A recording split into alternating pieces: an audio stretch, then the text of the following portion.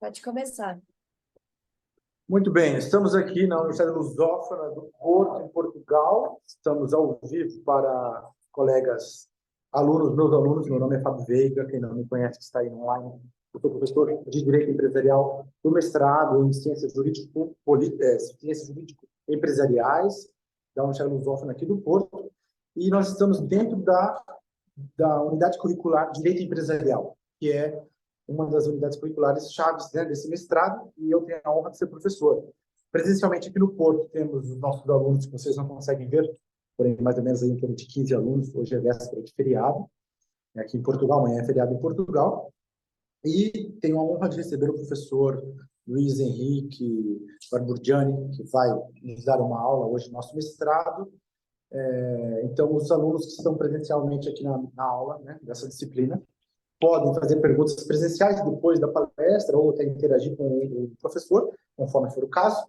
E os que estão online podem também fazer perguntas, porque é uma aula aberta. Nas aulas abertas dos mestrados, que é muito comum, qualquer tipo de mestrado, o público de fora da universidade tem a oportunidade de conhecer um pouco o que é uma aula dentro da Universidade Lusófona aqui do Porto, né? Então, vocês são muito bem-vindos. Eu também, além de ser professor aqui desse mestrado, sou presidente do Instituto Ibero-Americano de Estudos Jurídicos, e por isso o próprio Instituto Ibero-Americano de Estudos Jurídicos do Iberojur também está transmitindo essa aula pelo YouTube ao vivo, e também vai ficar gravada nas nossas redes virtuais para futuros pesquisadores ou pessoas interessadas no tema da aula. Pois bem, eu vou apresentar o professor Luiz Henrique Barburgiani. Ele é doutor em Direito pela Universidade de São Paulo, na USP, no Brasil, a universidade número 1 da América Latina, e também é doutor em Direito pela Universidade de Salamanca. Fez 2 doutorados mais ou menos ao mesmo tempo, né? Você pode explicar isso também. E é mestre tanto pela USP de São Paulo e mestre em Direito pela Universidade de Salamanca. Então, tem uma carreira internacional. Fez pesquisas aqui em Portugal, em Coimbra. No tempo que ele fazia o doutorado, ele fez um tempo de pesquisa na Universidade de Coimbra, na Faculdade de Direito. Como professor, dá aulas em várias instituições brasileiras, como professor, por exemplo, deu também na aula na USP, aulas em outras universidades da Católica, né, no São Paulo, fez pós-doutoramento, né, lá no Brasil, fez também aqui em Espanha. Tem muita experiência como acadêmico, porque essa é uma das questões que nós sempre levantamos nos nossos cursos de mestrado. Por exemplo, o professor também tem uma vertente acadêmica muito forte.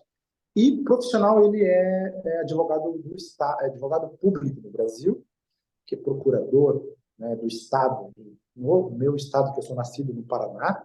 Então, ele não é paranense, ele é paulista, mas trabalha no Paraná. Tem sorte, né? Ele está no Paraná. E ele é lá advogado público no Paraná e atua, né, em defesa de alguns interesses do Estado. Também ele pode depois, mais à frente, explicar para os alunos aqui da nossa sala, porque os alunos aqui em Portugal, nós não temos essa figura específica de advogado público, né, em Portugal.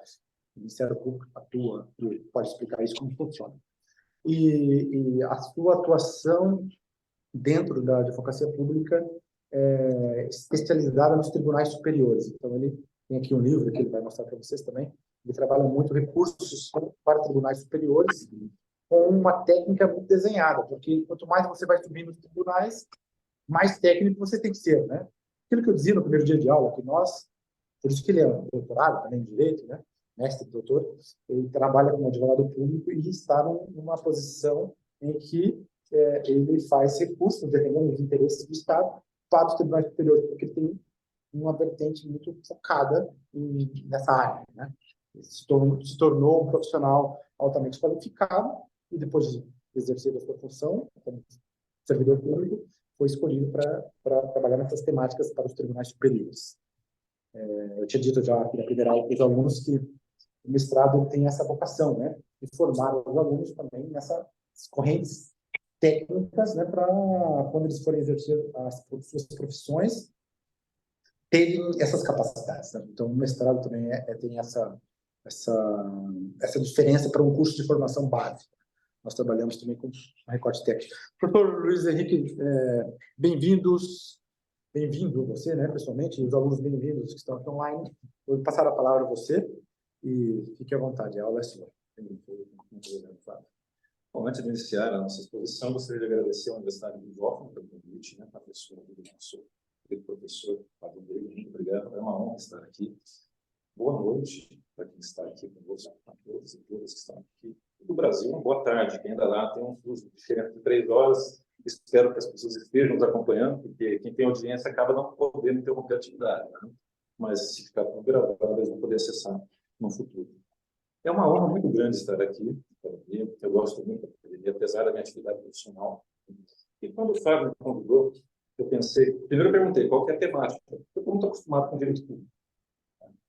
E eu direito empresarial. Ele falou assim, eu não sei se você conseguiria fazer um link, alguma coisa assim mais próxima, porque você tem uma carreira vocacionada muito forte para o direito público. Eu falei, Fábio, não tem problema nenhum. Eu tenho um MBA em gestão estratégica, que tem tudo a ver com direito empresarial. Então, eu escolhi um tema para vocês, que é um tema pouco explorado nessas questões. E depois do trabalho desse tema, eu vou falar para vocês na sequência, eu abro para perguntas, até como funciona a carreira da educação pública no Brasil, como funciona a divisão, se vocês tiverem interesse, eu posso também elucidar isso para vocês. Mas como é direito empresarial, o que eu trouxe para vocês? A importância do endomarketing para as organizações na era digital. Né? Todo mundo que estuda direito acaba se direcionando propriamente para a legislação, para a regulação das entidades, para a forma que se constitui uma pessoa jurídica, uma sociedade, uma associação. Né? E nos esquecemos também de outras questões que podem implicar e derivar em consequências jurídicas. E esse é o tema da minha aula hoje, uma aula mais explorativa, até para vocês verificarem as intercorrências que podem ocorrer, que podem gerar consequências jurídicas que vocês, como advogados, como mestres em direito empresarial, podem ter que atender de uma forma ou de outra. Na maioria das vezes eu vou fazer um recorte de situações ali relacionadas com o Brasil, que é o que eu conheço, né? Mas não tem tanta diferença, assim, na parte de gestão de uma empresa. Isso é bonito também, do direito da administração em geral. Porque gestão, ciência política, teologia, filosofia, não tem nacionalidade. O direito muda de país para país, mas tem os princípios, né? Mas muda alguma coisa na legislação. Mas, fora isso, as outras disciplinas, como a própria administração pública, privada, ela se mantém com os preceitos próprios, com as suas técnicas próprias, e a realidade é muito parecida entre os países. É isso que eu acho importante, por isso que eu trouxe esse tema para vocês também. Dentro dessa concepção, tá? Quando vocês pensam em direito empresarial, qual é a primeira coisa que vem à mente? Bom, eu sou jurista, advogado, sou consultor, eu vou viabilizar a instituição formal da pessoa jurídica. Qual vai ser, qual a roupagem para ela ter, qual vai ser a divisão das cotas, como se fará a gestão, como se fará a composição e a representação dessa sociedade para os atos, negócios jurídicos e até mesmo processualmente, para ela ser representada no juízo. Quem vai outorgar a procuração para ser o representante judicial? Bom, geralmente o empresário pensa nisso. Num segundo momento, o que ele vai pensar? Como que eu faço a abertura? Já idealizei a pessoa jurídica. Eu vou fazer a abertura, eu preciso de uma licença de funcionamento. No Brasil, a gente precisa do alvará do Corpo de Bombeiros, que é um órgão estadual. Você precisa de uma licença de funcionamento municipal. Às vezes, você precisa, dependendo da situação, de uma licença de funcionamento sanitário, que é relacionada com a vigilância sanitária. Né? E a competência pode variar do município para o Estado, dependendo da complexidade do estabelecimento. Se for um hospital, geralmente é o Estado que absorve essa competência. Se for um restaurante, alguma coisa, geralmente é o município. Mas vai depender da legislação e do escalonamento daquele município dentro da Federação Brasileira. Portugal tem também licenças semelhantes, só que como não é um Estado federado no Brasil, é tudo mais concentrado, né? Um Estado único, dividido em regiões, mas é um pouco mais simplificado, podemos dizer assim. E apenas fazendo um parênteses, a gente pode pensar que ter um Estado, uma federação como o Brasil, gigantesca, né, com mais de 220 milhões de habitantes, é complexo para se gerir. Mas vamos pegar na área de direito processual, que era aquele momento. No Brasil tem um código só de direito processual, para a nação toda. Na Argentina é um por Estado, não por província. Não tem Estado, são províncias. Né? Uma federação também, mas é por província. Tem um código de processo civil por província. Então imagine a dificuldade das pessoas para tentar interpretar como você passa de uma província para outra. No Brasil existem legislações, existe o Estado, o município e a União como federação. Mas existem algumas normas que são nacionais, como o Código de Processo Civil, o Código Civil, que lá está inserido o direito empresarial dentro do novo Código Civil que tem vigência em 2002. Tá? Esse é o primeiro ponto, o primeiro paralelo. Continuando a nossa elucubração, o que o empresário que já idealizou a forma de implementar a sua sociedade, né? Já pensou nas licenças que ele tem que cumprir, ele vai pensar em como prestar o serviço. Qual que é o serviço que eu quero prestar? Qual que é o produto que eu quero produzir para colocar no mercado por meio dessa pessoa jurídica, dessa entidade? Num outro momento, ele vai pensar nas formas de melhor disposição do lucro, né? Quanto que eu vou investir, quanto que eu vou ter de retorno. E isso inclui também a forma de remunerar seus funcionários. Eu vou contratar funcionários diretamente, eu vou terceirizar a atividade, né? Eu vou ter uma redução de lucros, e eu vou investir mais em maquinário, investir mais em mecanização, ter menos funcionários, tudo isso passa pela cabeça do empresário. A localidade, onde ele vai pegar e estabelecer o seu estabelecimento, o fluxo, né? Como que ele vai fazer a vazão da distribuição daquele produto, ou a forma de acessar os usuários por meio dos seus serviços. Ou seja, é uma infinidade de elementos que o empresário tem que se debruçar. Aquisição do maquinário inicial e marketing. Eles pensam exatamente em marketing. Como que eu vou vender esse produto? Como que eu vou mostrar para os meus clientes externos que esse produto é bom para ele ter uma aceitabilidade e conseguir circular a mercadoria ou a própria prestação de serviço. Muitas vezes até estimulando, né, as pessoas a adquirirem esse serviço de alguma forma. Então, o marketing é muito importante na entidade. Matéria-prima de qualidade, logística, está pressuposto. Qual que é a última coisa que o empresário pensa? E esse é o meu foco da aula hoje. Material humano. Toda a preocupação do empresário, tanto que ele instituiu a pessoa jurídica, do investidor, é com a logística, é com a forma de estruturar, é com o produto em si. Tá? Até a quantidade de postos de trabalho que ele vai gerar, ele se preocupa. Mas a última coisa é o material humano. E aí que entra o endomarketing. Eu vou dar uma pequena noção para vocês, aí no final a gente vai pincelar mais essa noção do que seria endomarketing, vocês podem pensar, né? O marketing, em geral, ele tem um público e é muito vocacionado para a venda de mercadorias, para a exposição da imagem da empresa e para a expansão de mercado focado no cliente. Eu tenho que mostrar o meu produto e convencer meu cliente que ele é bom e ele tem que adquirir esse produto. O endomarketing não é vocacionado para o público externo. Ele é direcionado para o cliente interno, que são os empregados, os funcionários e os colaboradores, os fornecedores mesmo de matéria-prima. Tá? Então, esse é o endomarketing. E a última coisa que o empresário se preocupa é o endomarketing. Só que, quando não se preocupa com esse aspecto, o bem-estar, vamos dizer assim, dos empregados, você pode ter consequências jurídicas que podem, de certa forma, impactar na sua imagem externa e fragilizar o seu marketing externo. Ainda mais na sociedade de hoje. Nós temos uma grande variedade de cobranças até, de questões humanitárias, de questões relacionadas ao politicamente correto e outras situações. Né? Então, isso é um ponto bem importante.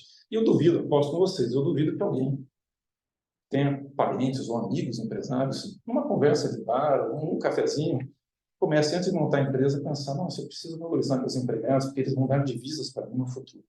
Eu, pelo menos, nunca ouvi. Eu tenho vários amigos que são empresários, mas geralmente eles pensam em como que eu vou reduzir os custos para ampliar meus lucros e como que eu vou reinvestir esse lucro para criar mais lucro ainda. Bom, então, primeiro ponto dito isso, vocês concordam comigo, devem concordar, que é a última pessoa, o último ponto que é analisado é o endomarketing. Quando é analisado, tem gente que nem sabe qual que é o conceito disso e muito menos o que fazer com isso. O que acontece? Um primeiro ponto para vocês pensarem. Vamos imaginar que eu tenho uma empresa com vários empregos fixos, formais. O que geralmente acontece? Quem tem um emprego, tem uma estabilidade, ele consome mais fácil. Se você tem um vínculo mais precário, é um colaborador, um terceirizado, você ganha um salário menor, a primeira coisa que faz é cortar os supérfluos. Então, o que acontece? Muitas vezes, quando você reduz a quantidade de empregos que são mais estáveis, você retrai o mercado. Quando você retrai o mercado, a imagem da empresa é muito importante também, porque a comunidade como um todo, ela restringe mais a escolha da mercadoria. Então, qualquer marca ou imagem da empresa, ela é descartada automaticamente. Então, já começa por aí. E se você reduz a tal ponto a remuneração também dos seus empregados, o que acontece? Eles mesmos não consomem o seu serviço e o seu produto. E o que uma pessoa, eu vou dar um exemplo bem claro e clássico. Tá? Pense numa montadora de automóveis. Né? Pense numa montadora de automóveis. Ele está lá, tem vários funcionários, o bem-estar, todo mundo está muito feliz. Só que você vai ver os funcionários dessa montadora, o carro delas é de outra. Você que é de fora, o que você pensa? Duas situações. Primeiro, o carro deve muito caro e não consegue adquirir. Mas a que mais tem incidência, o que é? Nem o próprio empregado confia no produto final da empresa, né? O que são os empregados, os colaboradores? São, de certa forma, representantes, embaixadores da empresa também. É o cartão de visita da empresa. Ele que tem um contato com a sociedade, né? E por isso pode gerar algumas consequências jurídicas, que vamos tratar aqui, que impactem a imagem da empresa. Se eles não fizerem nada, só essa simples situação, eles não fizeram nada, eles só adquiriram outro produto, já gera uma consequência e é automática, né? Eu, como fiz mestrado em antropologia na Universidade de Salamanca, essas coisas para mim são mais factíveis, porque você acaba raciocinando antropologicamente. Mas nós automaticamente temos alguns comportamentos que são involuntários e são automáticos. Você raciocina automaticamente isso. Então, esse é um dos primeiros pontos da importância do endomarketing. Vamos valorizar os servidores, os colaboradores, para a própria imagem da empresa ser valorizada no mercado também. Isso é muito importante. Bom, entendido isso, vamos ao segundo ponto, né? Dentro da empresa, o que seria, para deixar mais claro para você, ao longo da exposição, eu vou reforçando esses pontos do endomarketing. Para você, de alguma forma, integrar esse colaborador, esse empregado, esse até terceirizado, ou o próprio fornecedor, a visão, a missão e os valores da empresa. Você valoriza ele de alguma forma para ele se sentir membro de uma equipe, para se sentir integrado em um organismo, né? Isso facilita muito até as relações internas entre os setores e a relação deles com os seus empregadores, obviamente, e com o público externo, com o cliente. Um empregado feliz onde está, ele vai automaticamente, intuitivamente, tratar muito bem o cliente externo, independentemente dos treinamentos que tem para você atender bem ao cliente externo. Por quê? É quase natural, automático. Uma pessoa feliz, ela transparece felicidade. Uma pessoa triste, ela transparece tristeza. E isso também impacta na imagem da empresa. E poucas pessoas tratam disso. Isso até entra mais, saindo um pouco fora da psicologia, até, na antropologia, até na psicologia. Isso é curioso, porque a gente está falando aqui de direito empresarial. Olha só como as coisas se interconectam. Então, você já pode imaginar que consequências podem vir disso. Tá? Segundo ponto. Quem que é o responsável pela contratação dos empregados? É um recursos humanos. Isso. Só que os recursos humanos, muitas vezes, ele mesmo não tem treinamento. Ele teria que ser treinado dentro do marketing para valorizar os empregados, estimular esses empregados a bem produzir, né? Porque produtividade não é sinônimo de bom desempenho. A produtividade pode ser meramente quantitativa, mas a qualidade do produto pode prejudicar a empresa também. Imagine se você foca apenas para promoção, para a valorização dos empregados, simplesmente na quantidade de produtos que ele produziu. O que vocês pensam, voltando para as empresas montadoras de automóveis, quando vem um recall? O que vocês pensam? Deve ter tido uma alta produtividade, porque produziram tão rápido, esqueceram lá alguma coisinha e agora estão chamando todo mundo para fazer um reparo num carro novo. Olha o impacto que isso pode causar na empresa, na imagem da empresa. Isso pode parecer que não é mensurável, e não é mesmo, porque é imensurável sob o ponto de vista financeiro. Os valores são muito altos. Não é um café que você vai perder. Não é um valor ali de 1 euro, 2, 3 euros. Às vezes são bilhões, né? Até porque as multinacionais que têm essa necessidade, que têm a maior quantidade de funcionários e talvez que tenham menos preocupação com o endomarketing. Porque quando a empresa é familiar, é parente, você não vai tratar mal o parente, você vai estimular os parentes, né? Dependendo da situação, até existe outras exceções, mas no geral são parentes. Até quando você fala mais rispidamente com o parente, é absorvido de outra forma do que quando você fala com o funcionário. Então existem esses perdões mútuos, né? Essas concessões mútuas na empresa familiar. Mas estamos pensando numa empresa formal, tirando a exceção das empresas familiares. Bom, outro ponto, treinamento. Então, você treina um funcionário, um empregado, a operar uma máquina, a usar um novo software. Mas não existe um treinamento nessas empresas, como está falando do RH, para manter o bem-estar da comunidade de colaboradores e de empregados, para essa empresa atingir o objetivo final dela, que bem produzir no mercado e ter uma imagem afeita e bem desenvolvida. Certo? Isso que gera. Quando você consegue, por meio de técnica do endomarketing, uma fidelização dos seus funcionários, você indiretamente atinge uma fidelização dos clientes também. Porque o cliente, na atualidade, ele não quer só um produto bom, ele quer ser muito bem atendido. Muitas vezes ele quer ser escutado, ouvido e atendido nas suas necessidades.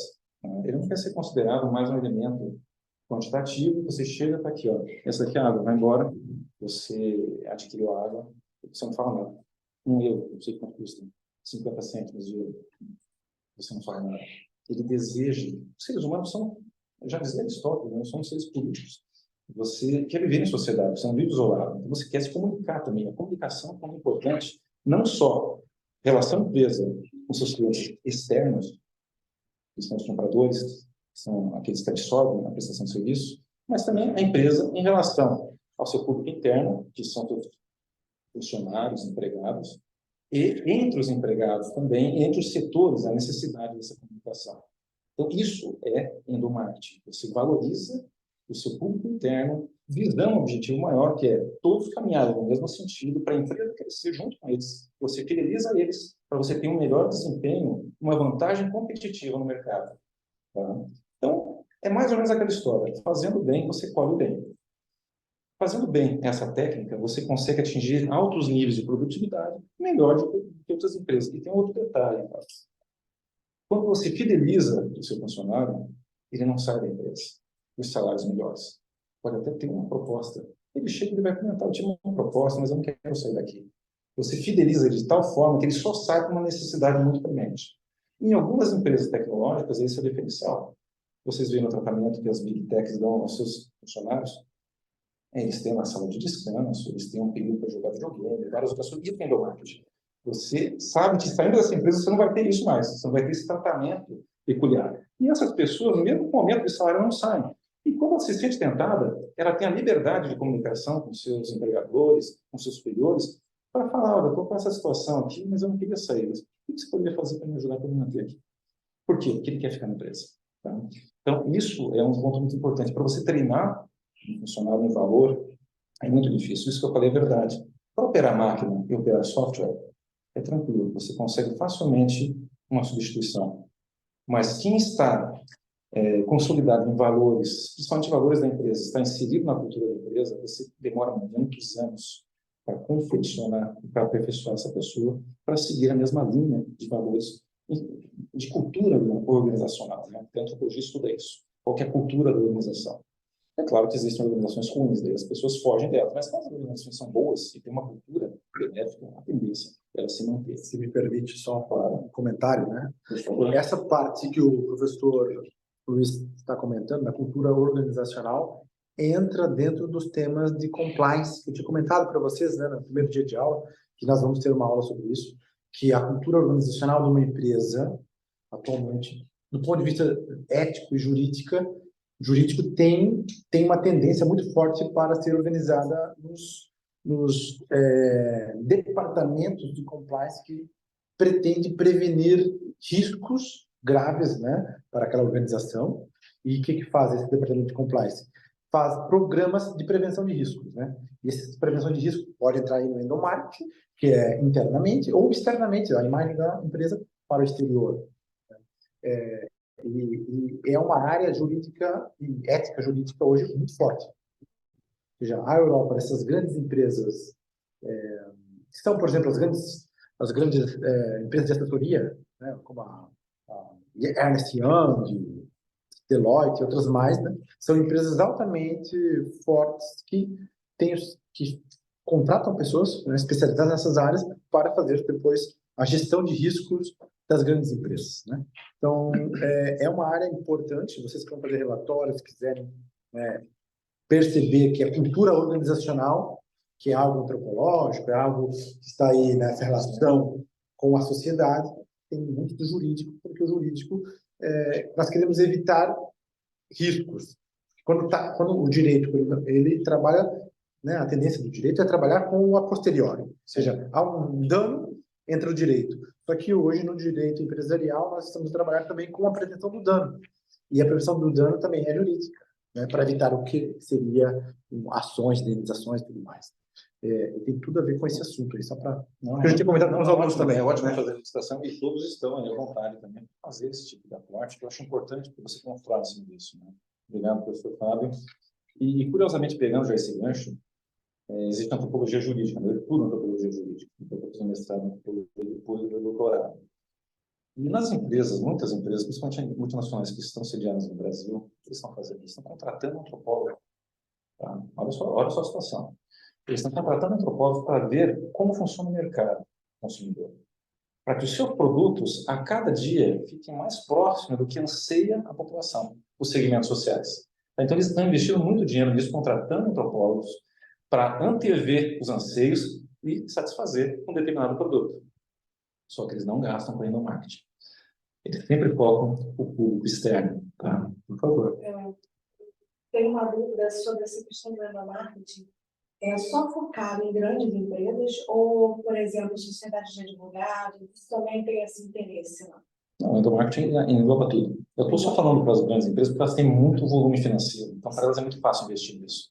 Porque o endomarketing não é uma coisa barata também de investir. Mas quando você tem alto fluxo, é extremamente necessário. A escritório de advocacia também. Eu vou chegar lá, seu nome não é? A Luísa, muito boa a sua pergunta. Se você não cuida do seu meio ambiente do trabalho com o endomarketing, eu vou tratar disso mais para frente, mas já antecipando. Você gera um meio ambiente tóxico. Em qualquer atividade, em qualquer profissão, em qualquer sociedade.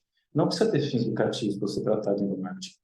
O foco é o bem-estar dos seus colaboradores para você atingir o objetivo final, né, da melhor maneira possível, que não significa produtividade quantitativa.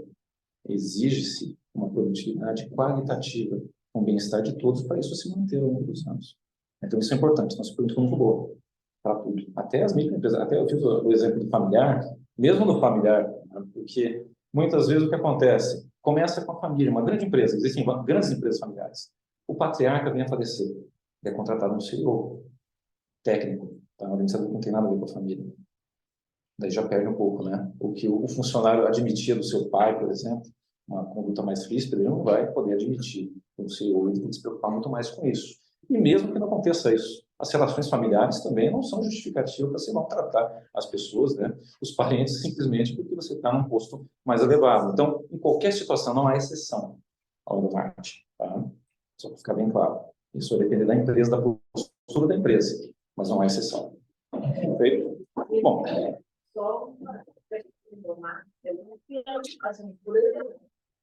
por esse parâmetro, por esse âmbito.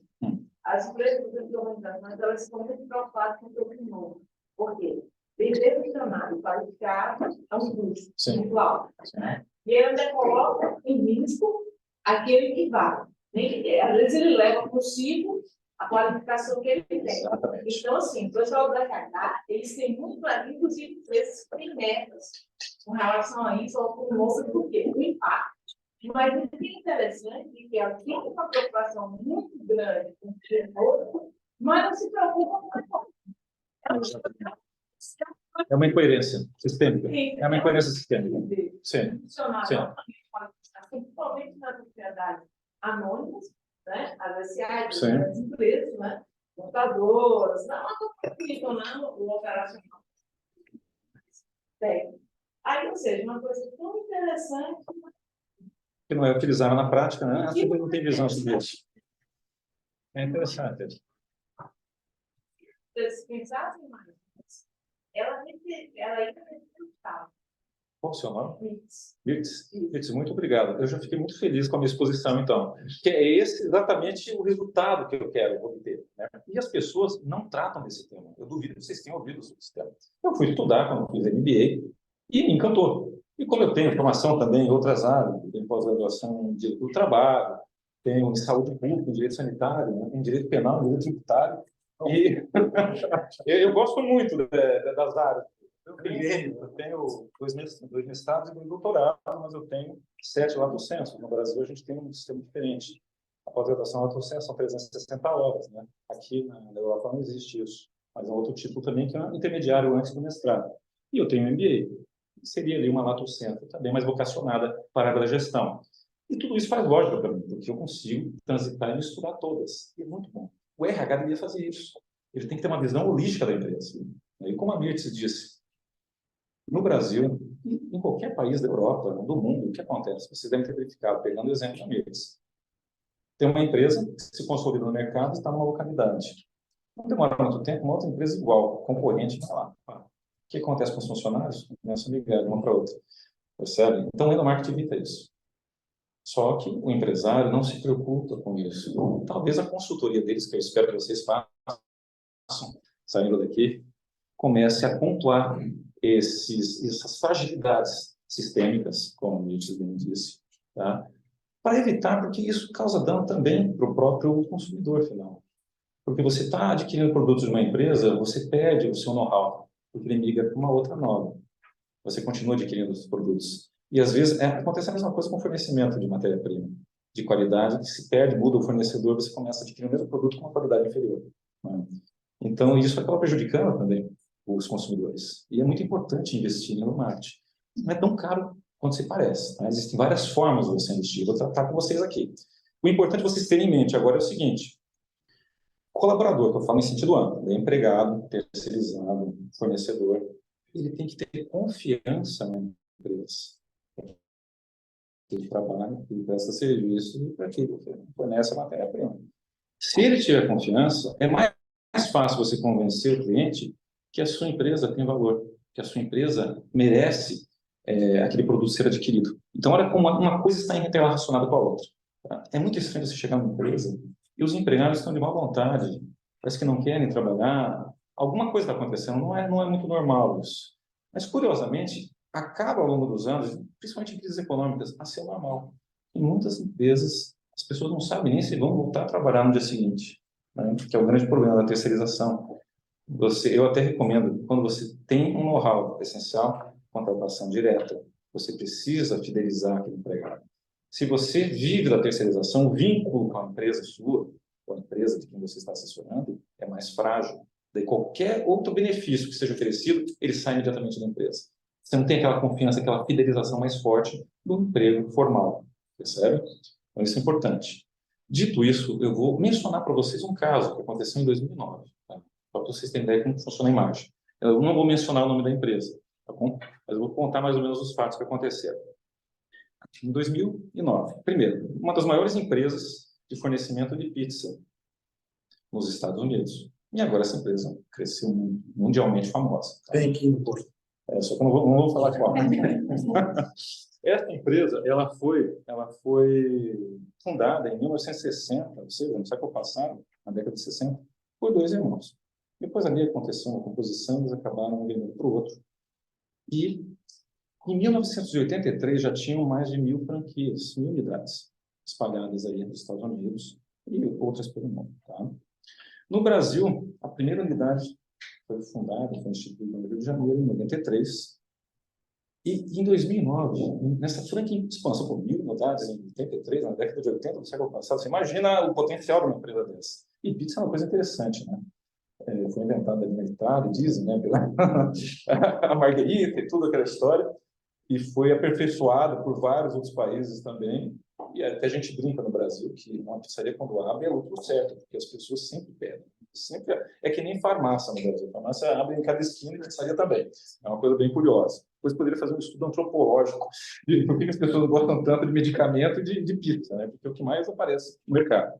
Bom, feito esse parâmetro, em 2009 eles começaram a diversificar o mercado. Que isso é o normal das grandes organizações. Eu trabalho com pizza, agora vou trabalhar com sanduíche. E outras coisas, sorvete, começa por outro lado, né? Como outras empresas que a gente conhece também de fast food o fazem. Bom, daí lançaram para diversificar vários sanduíches. E daí o que aconteceu? Nessa plena e total expansão que ela estava nas décadas, em 2009, 2 empregados filmaram e postaram no YouTube eles na linha ali de montagem do sanduíche, né? Posso dizer assim, seria a sala de manuseio dos produtos. E filmaram cenas grotescas, contra qualquer norma de higiene. E postaram, e falavam assim: agora é assim que a gente faz na empresa X. Pegar só para vocês terem ideia, eu não vou falar todas as falas, se vocês procurarem na internet, vocês vão achar ou o vídeo ainda, que apesar da empresa ter retirado, existem os vídeos que foram replicados, que esse é outro problema, quando você viraliza uma informação, ainda mais quando é correta. Quando é falsa, é problemático. Quando é correta, é muito pior ainda, quando afeta a empresa, né? Ou então a transcrição do que aconteceu. Mas só para vocês terem uma ideia. Uma das situações era o seguinte, o cidadão pegava um queijo, enfiava no nariz, literalmente, abria o sanduíche e colocava lá, aqui é o padrão de qualidade da empresa tal. Viralizou. Em 3 dias, mais de 1 milhão de visualizações. Isso em 2009. Daí o que aconteceu? Obviamente, os empregados foram demitidos, chamaram a polícia, porque estava afetando diretamente, né? A empresa, a higiene, as normas de higiene sanitária, etc. Mas o que aconteceu? A empresa teve uma reação um pouco lenta a essas questões. E isso prejudicou a imagem dela. O que aconteceu? Primeiro momento, ela parou, ficou quieta, não falou nada, absolutamente nada. Ela pensou, não vou alimentar mais essa informação, deve ter feito uma consultoria para ela nesse sentido. Então, por favor, não façam isso quando vocês forem prestar consultoria para empresas. Não, deixa o barco correr, deixa o fluxo dos fatos acontecerem, eu não quero alimentar isso, isso vai acabar arrefecendo naturalmente. Esse foi um grande erro. Né? Que, imagina, em 3 dias, 1 milhão, isso só foi proliferando. O que aconteceu? Obviamente, retiraram-se os vídeos, né, do mercado, do YouTube e de outras coisas, mas você replica isso muito rapidamente e não fica tudo concentrado numa plataforma. Você tem várias outras. Hoje em dia, naquela época, não tinha o WhatsApp como temos hoje, mas já teria replicado para centenas de pessoas. Ele passa para o Telegram, passa para outro e tal, e tem outras plataformas que vão baixar em upload o download desse vídeo e depois passar para a plataforma. A empresa não consegue controlar isso. Então, ela conseguiu retirar os vídeos da plataforma do YouTube. Ponto. Mas se você procurar até hoje, garanto que vocês vão achar esses vídeos. Tá? O que ela fez? Ela achou que ia esfriar o assunto e ia resolver a situação. Daí o presidente, passado ali, no período, eu não me recordo, era sendo 24 horas ou 48 horas, mas por uma questão estratégica, poucas horas já derrubam uma empresa. Principalmente uma empresa que não tem fluxo financeiro para sustentar no período de crise. Tá? Ali se passaram 24 horas, um pouco mais. O presidente veio também num vídeo no YouTube e fez uma declaração dizendo o seguinte: não, isso foi um caso esporádico, nós já demitimos os funcionários, a nossa política de empresa é de acordo com as práticas de higiene, as práticas saudáveis aí da legislação, né? Inclusive, ela até trouxe a vigilância sanitária, que não faz vigilância sanitária, mas aqui deve ser uma... Aqui é a ASAI. É a fiscalização sanitária. Foi chamado para ver o estabelecimento para se mostrar que as normas são seguidas, que é um caso esporádico. Mas só que o grande problema é o seguinte: falta de higiene, uma questão de alimento, você imagina o impacto na imagem da empresa. E na internet, a viralização dessa informação, para vocês terem uma ideia, em 3 dias, mais de 1 milhão. Eu não fui atrás para ver quanto está hoje, retirado o vídeo nesses 3 dias. Mas devem ter outros vídeos que não sejam o YouTube, que deve ter mais de milhões lá. Né? Mas quando tinha 1 milhão, foi retirado do YouTube.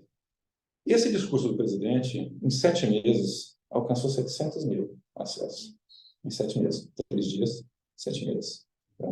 Então, você não consegue correr atrás do que a gente fala muito em inglês, correr atrás do prejuízo. É meio ilógico até essa frase, mas ela quer dizer o seguinte: eu não tenho como remediar aquilo que já foi feito.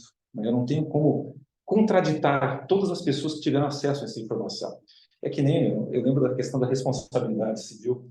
Tinha um professor na minha graduação que falava que era difícil você quantificar um dano moral para compor a situação, que é a mesma coisa que você pegar um travesseiro cheio de penas, chegar no topo do prédio, sacudir o travesseiro, né? Você não conseguia recompor esse travesseiro mais, pegar cada uma das penas e colocar dentro e amarrar o travesseiro.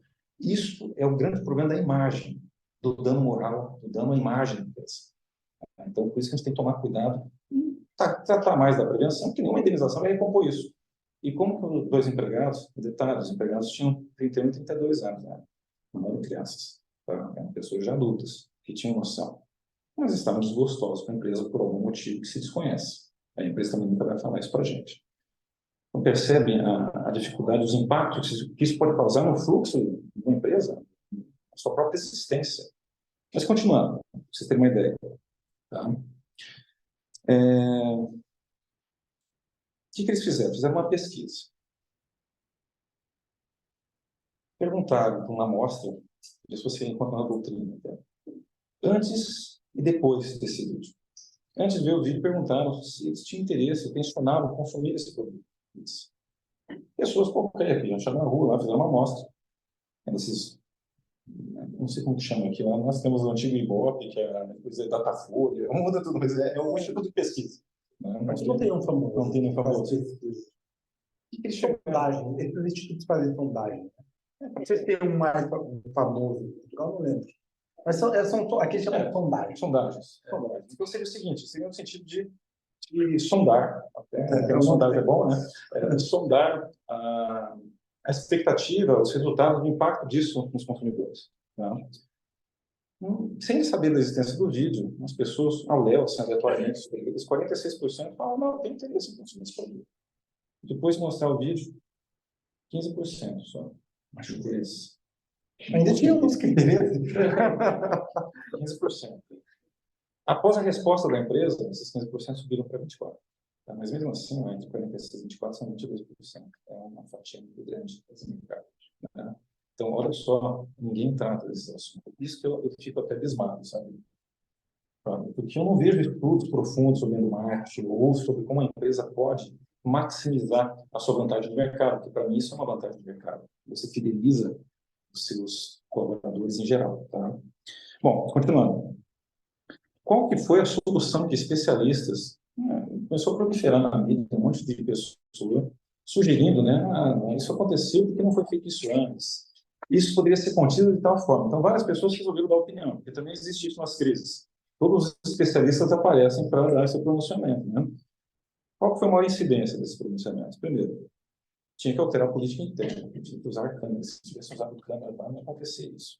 Gente, mas é meio lógico, porque eles mandaram no YouTube, tu não sabia que era eles, nem precisaria das câmeras, né? Para acontecer isso.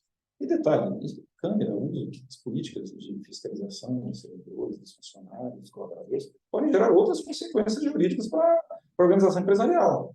A depender do local que você coloca a câmera, você está invadindo privacidade. Tá? Olha só, então, você sai de uma situação e gera outra. E nesse caso, eu nem acho que é aplicável. Porque ter câmera ou não, o povo, os dois, né? O povo, não são duas pessoas, eles se filmaram e postaram eles mesmos, nem precisam de câmera. Né? Então, a câmera só ia mostrar o que eles já fizeram. Talvez viesse até em benefício dele. Sim, é isso que eu ia falar. Você até me antecipou. A presença da câmera talvez fosse mais um benefício deles, para dizer que eles estavam brincando, alguma coisa assim, do que propriamente para evitar o que eles fizeram. Né? Porque quem coloca posta no YouTube não vai ter medo do recibo de câmera, porque ele acha que ninguém vai ver aquilo lá, porque não é possível. Isso é só um pequeno adendo, né? Mas os especialistas estão falando, tinha que ter uma política interna de controle do uso de câmeras. Então, para mim, a solução não é nada, ia gerar mais problema, porque depender do local que você coloca a câmera. Né? Você vai fraudar uma pessoa lá e detalhe. Agora, como que você faz? Aguarde o uso dessa imagem. Tem isso, você ainda vai gerar uma responsabilidade para a empresa. Eu acho até que é possível, em determinadas circunstâncias, você colocar a câmera de vigilância em determinados locais específicos. Tá? Mas tem todo um outro regramento que sai fora até do próprio direito empresarial e começa a ir para outras áreas. Direito constitucional, direito de intimidade, tratados internacionais de direito do trabalho. Porque você está numa empresa, ou aconteceu alguma coisa. Se alguém pedir, tem que pedir formalmente. Exato. Até porque hoje tem. Então, assim, a imagem, isso não é um impacto. Porque se aconteceu alguma coisa daquela imagem com o empregado, obviamente ele vai adicionar. Sim, com certeza. Então, assim, com certeza.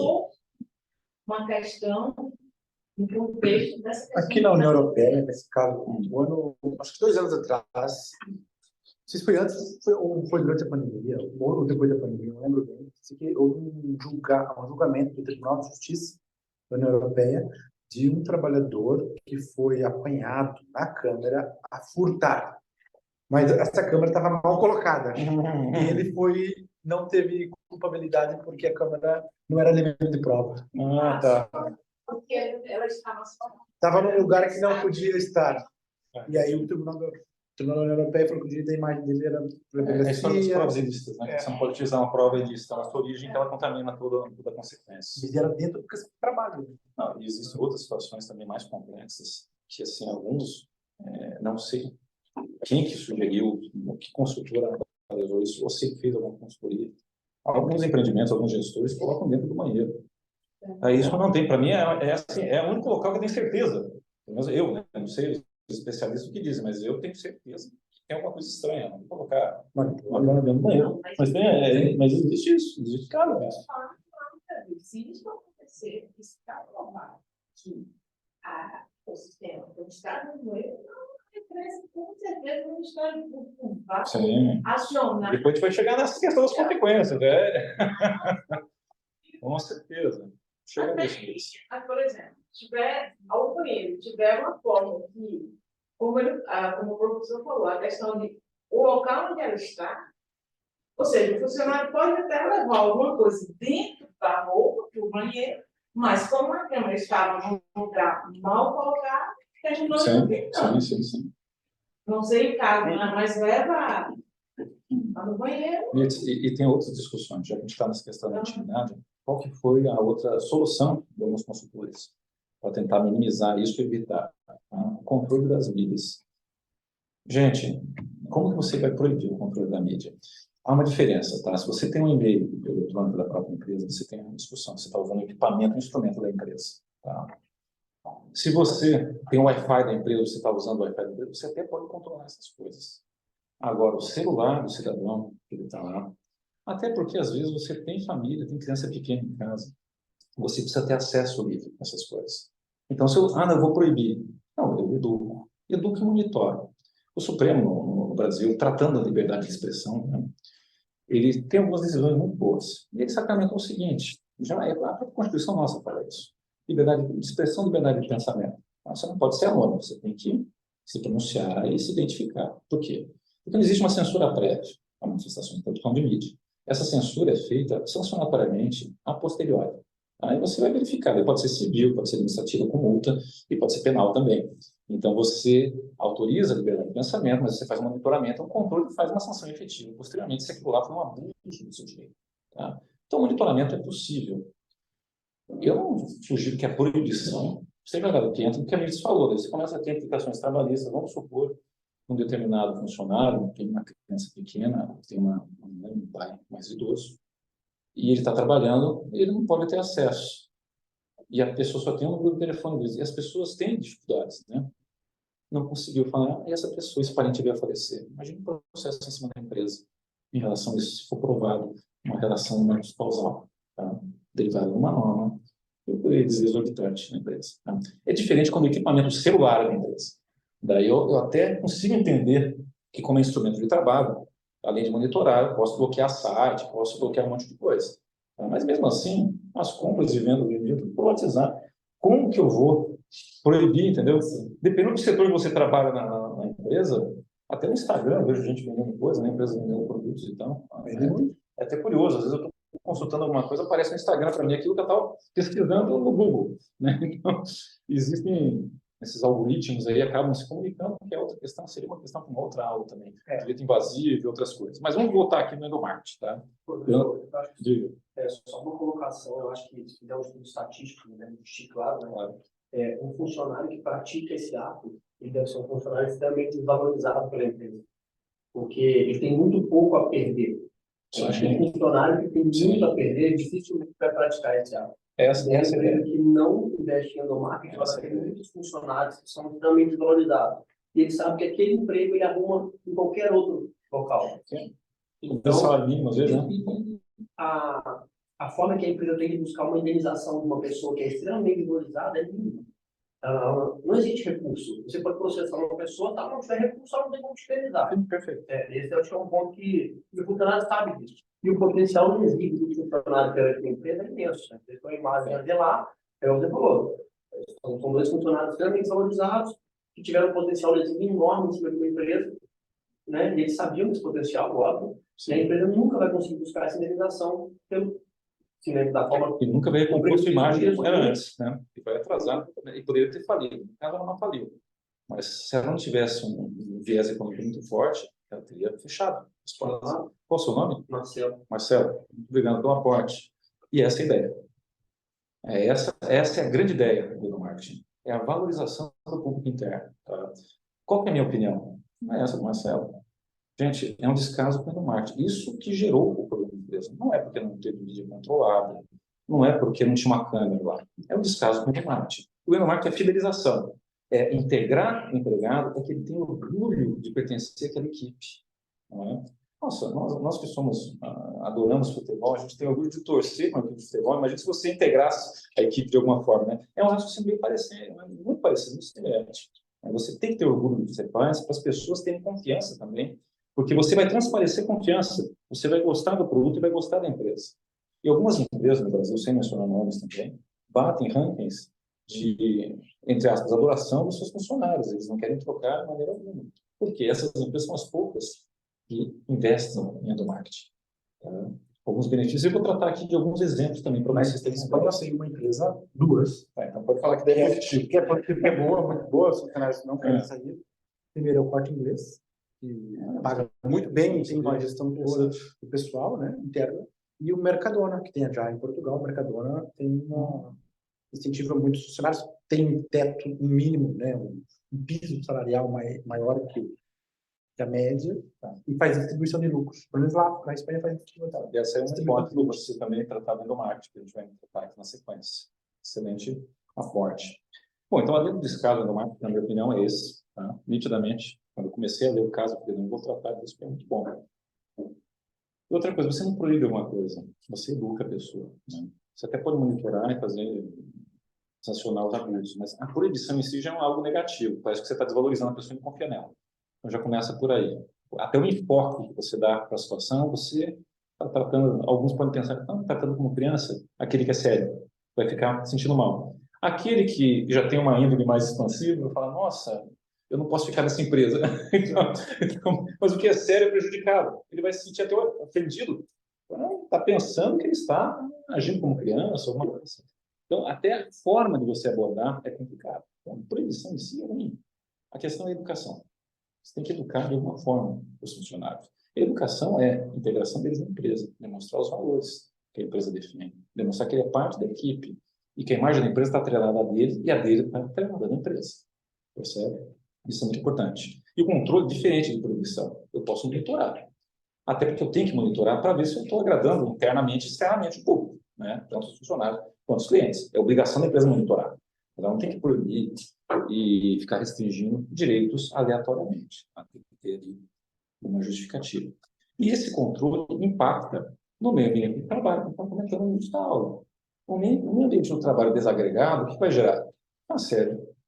Vai gerar várias consequências jurídicas, e daí vem até o Ministério do Trabalho no Brasil, tá, com ações civis públicas, que vai verificar que tem lá um critério de assédio no meio ambiente, ele vai pedir uma ação civil pública, uma condenação por dano moral coletivo, que geralmente são milionárias, tá? Várias outras indenizações patrimoniais, em relação não só aos servidores que foram objeto de prova, que tiveram seus direitos fragilizados, mas os outros da empresa também. Então, o impacto, a empresa só tem a perder com isso.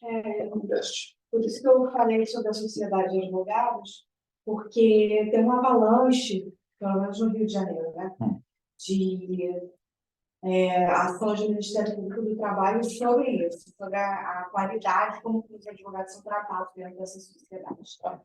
E, assim, isso já vinha acontecendo há alguns anos, desde 2006, pelo menos. O Ministério Público vem investigando, ele toma uma multa aqui, outra ali, teve um escritório que foi bem impactado de multa. Mas aí, esse ano de 2022, entrou uma página no Instagram sobre escritórios expostos, é o nome da página. Então, os empregados mandam para lá, anonimamente, tudo que acontece dentro daqueles escritórios, e é exposto naquela página. Então, isso tem impactado muito, o Ministério Público tem reforçado muito as atitudes, né, aumentado a investigação em cima desses escritórios, né. Foi lá ou foi aqui que uma pessoa se jogou? Foi no Brasil? Foi lá, foi um desses escritórios. Que era estagiário ou não? Foi, não. Tem muito estagiário aqui. Estagiário na também, e falta com advogado. Mas, enfim. Inclusive, isso tem impactado de todas as formas, né? A forma como os advogados são tratados dentro desses escritórios, né? Porque são os escritórios aqueles que são umas grandes Não, são de corporações, quartel de advogados. Tanto é que eles E acaba- você não tem mais funcionário, escritórios, são todos associados, e estagiários. Isso está Ele não tem horário, né? porque você trabalha com a empresa, né? Você faz aquele escritório, é a empresa que está te contratando. Você faz as ações daquela empresa, você representa aquela empresa ali perante o tribunal em última instância. Isso é um impacto grande. Eu não sei quando os escritórios vão receber esse endomarketing. Assim, acho que é impossível. Acho que é possível, né? Cabe a nós começar a estimular isso. Eu acho que vou especializar e oferecer. Não, por favor, por favor. Eu penso assim, não, às vezes, eu fico pensando que é muito mais barato você prevenir e ter um investimento, ainda que seja um investimento relativamente substancioso em endomarketing, a segurança que você vai ter de não ter retaliação e afetar a sua imagem perante o mercado e poder até fechar, já seria suficiente para justificar isso. Eu até tenho algumas etapas, eu fiz uma pesquisa no meu MBA exatamente sobre isso.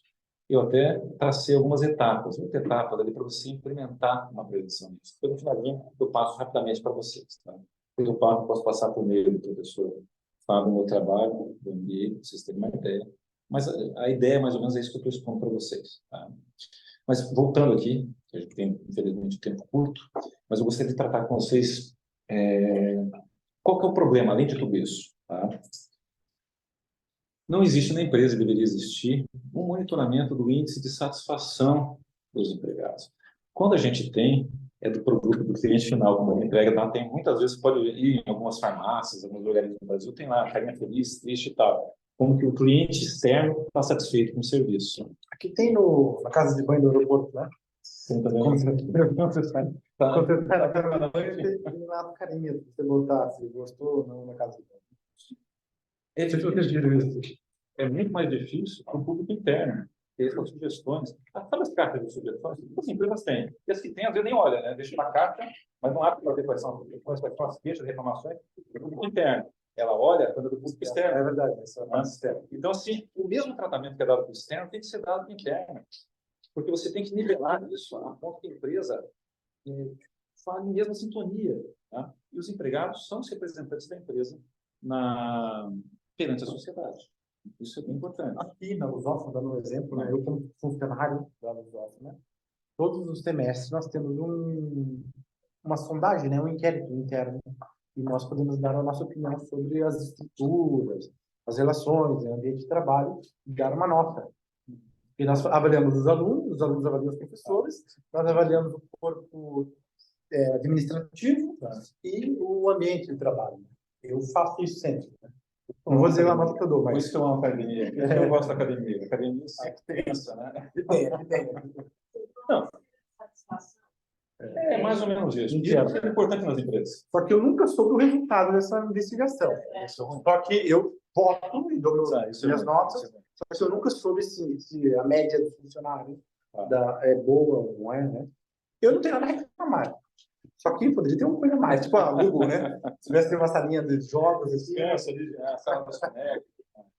Não, existe, olha só, não está brincando, mas existem estudos científicos, claros, na área da medicina, que dizem que após o almoço, mas tem a siesta, você descansar 15 a 20 minutos, você se revigora de tal forma que o seu trabalho é muito melhor executado. Né? Então, existe isso. É possível você criar mecanismo até nesse sentido. Tá? Bom, continuando. Esse monitoramento, esse estímulo, para saber o que os empregados, os colaboradores estão sentindo em relação à empresa, o que pode ser melhorado. Tá? Você pode também fazer treinamento de gestão e estimular ali os talentos da empresa, que tem muita ideia, por parte dos funcionários. E os gestores desprezam essas ideias. E quem melhor que um funcionário que está executando o trabalho para nos dizer o que pode ser alterado para melhorar a eficiência. Né? O Brasil até, a gente tem uma capacidade de dar um jeitinho nas coisas para fazer, eles chamam de gambiarra, né? A máquina lá está quebrando e tal, a gente vai lá, pega um clipe, um negócio, coloca na máquina e tudo mais. A gente é muito inventivo. Né? Então, a gente poderia, como gestor... Aqui se chama desarrascar, como que é? Desarrascar, né? Como que é? Desarrascar. Mas tem uma palavra desarrascança, como que é o nome? Por aí? É uma palavra parecida com um jeitinho, que eles desarrascam. É mais ou menos parecido. Mais ou menos a mesma ideia. É a mesma ideia. Perfeito. Então, o que acontece? Quando você valoriza, você faz uma caixa de sugestões, elabora, você escuta e você mostra para os funcionários que você escutou e está respondendo a eles, você vai gerar maior confiança. Você já gera uma felicidade maior deles integrarem aquela corporação que eles têm voz. Tá? Isso é muito importante. Isso tem que ser valorizado, isso não custa. Tá? Eu não estou falando de fazer pro forma, só para dizer que está na caixa, mas não cabe. Eu estou falando para fazer ali e dar uma resposta. Aí mudar algumas coisas. E falar, e às vezes, você não vai agradar a todo mundo. Gregos e troianos, não tem. Você pode fazer duas formas, então, para você contentar os gregos e troianos. É possível com uma grande corporação. Uma empresa menor, talvez não. Mas uma grande corporação pode trabalhar com isso. Aí, a depender da situação, sempre você consegue fazer também em pequena empresa. Então, tu tem que ser analisado dentro do caso concreto. Outro ponto. Você, trabalhando no marketing, fidelizando os seus clientes internos, que são os colaboradores, no sentido lá, você tem fiscais. Todo mundo se autofiscaliza. Eles não querem que a equipe sofra, que a empresa sofra, porque vai afetar eles também.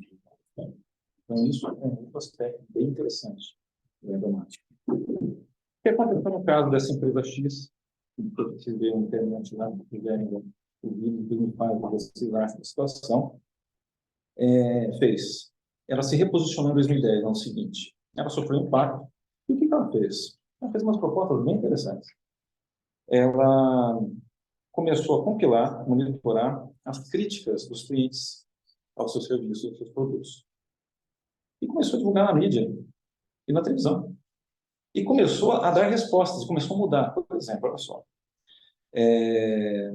Muitos falavam que a massa da pizza parecia papelão, eles falaram, não, tem nada mais. E postaram, olha, a crítica foi essa, a gente modificou, fez isso. Tal. Falaram que o molho era um simples molho de tomate. Eles alteraram o molho. Olha, dão resposta para a sociedade. Isso impactou positivamente. Eles conseguiram avançar novamente no mercado. Outra crítica, eles divulgaram essas críticas. Isso que eu acho interessante, que é transparência. Que a pizza deles parecia, a pizza de micro-ondas era muito mais saborosa. Eles foram lá, alteraram também. Eles publicaram e falaram, não, muito obrigado pela informação, alteraram. Eles reformularam. Isso é uma empresa que trabalha com isso é totalmente ofensivo, né? A pizza do micro-ondas é má, mas eles foram lá e publicaram.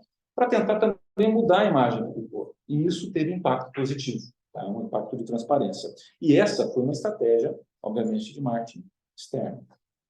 Eu não sei se eles fizeram, eles não propagandearam nada de marketing interno que eles fizeram. Tá? Percebe? E o foco, na minha opinião, do problema deles não foi os consumidores, foi o interno. Agora, vocês imaginem, eu não trato, vou dizer entre aspas assim, né, o problema com medicamento adequado, pode acontecer. Eu posso voltar a ter esse problema. Nessa circunstância, eles já foram fragilizados. A perda vai ser muito maior, vai ser terá um prejuízo e vai ser um prejuízo muito mais difícil de se controlar. Tá? E o que eles deveriam fazer? Também investir e publicizar que eles estão investindo no endomarketing. Porque é a segurança do cliente externo que não vai ter cliente interno, funcionário descontente, e você vai consumir um produto que não foi manuseado adequadamente pelas normas de higiene nacionais e internacionais. Olha a importância da situação. E por isso que eu quis trazer esses elementos para vocês. Tá? Outra questão que eu gostaria de tratar. Tá? A importância. A gente vive um momento de crise. Todo mundo vai atrás de uma vantagem competitiva. Se eu tenho um pequeno deslize, eu devo de considerar um funcionário. E esse funcionário faz algum vídeo, ou faz algum dano a um produto de propósito mesmo, é aquilo que a gente começou a falar. Eu não tenho como reaver a indenização desse funcionário, não tem nada a ver. Quem tem a perder é a organização. Só que a organização, ela pode, com baixo custo, evitar isso. E entra naquilo que eu falei para vocês. Você não está nos currículos, os seus valores. Não, você não consegue aferir, você consegue aferir experiência. O que um empregado, um empregador, aliás, um gestor, deve valorizar? Primeiro ponto, essa história de terceirizar o sistema de processo de seleção é meio complexo. Eu já acho como um ato falho. Por quê? Eu terceirizo para uma empresa, uma terceirizada, que não sabe nada, absolutamente nada que a empresa faz. Quando ela vai lá, mapeia, mas ela mapeia em um dia, 2 semanas. Por que eu não faço um processo seletivo com pessoas dos diversos setores da empresa? E tem uma visão holística da empresa. Por quê? E, detalhe, mais ainda, quando se abre uma vaga, é uma sugestão, tá? Como estudioso do assunto. Quando se abre uma vaga, tudo bem, não tem outras vagas. Mas eu tendo um processo seletivo com pessoas que compõem holisticamente a empresa, que tem uma visão global da empresa, ainda que naquele momento eu esteja necessitando um talento, eu posso colocar ele em cadastro de reserva. Eu gostei dessa pessoa, não serve desse setor que eu estou contratando, mas no futuro, se eu abrir vaga, eu posso chamar. E chamar de verdade, não aquela entrevista que fala, não, quando tivermos interesse, nós vamos te chamar. Mas agora, no momento, o seu perfil não encaixa. Não, você registra a pessoa. E outro ponto importante, contrato de experiência.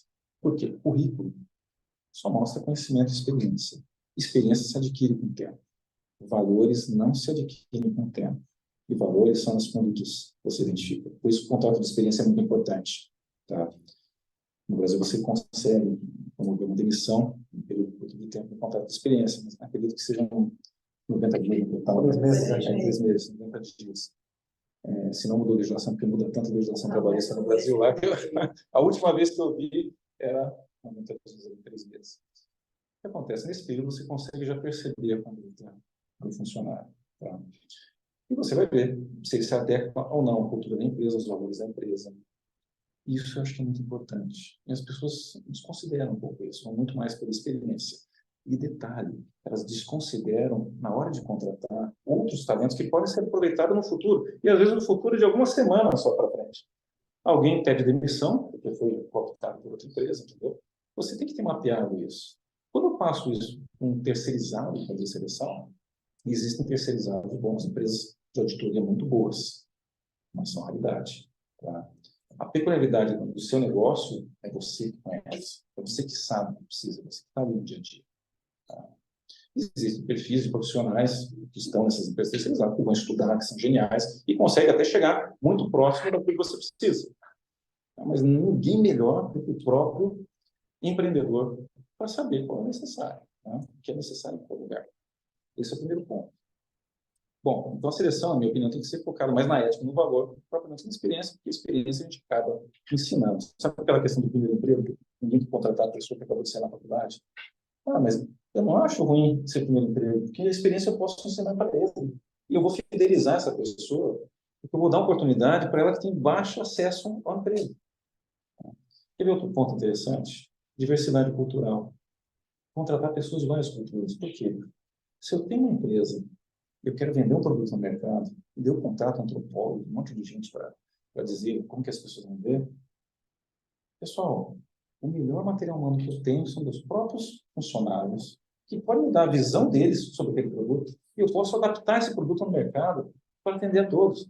Então, eu sou muito fã da diversidade cultural em todos os ambientes, porque isso aperfeiçoa, enriquece muito o meio ambiente corporativo.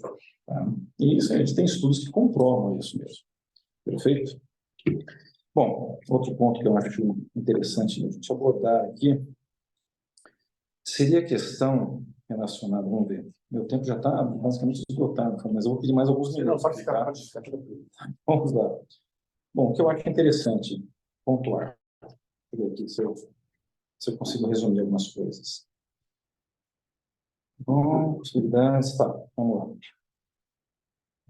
Endomarketing. Sugestões que eu acho que são possíveis de a gente implementar na parte do curso. Primeiro, liberdade de iniciativa, de estimular as pessoas, os meus colaboradores, a sugestões para aperfeiçoamento do meu produto, do meu serviço.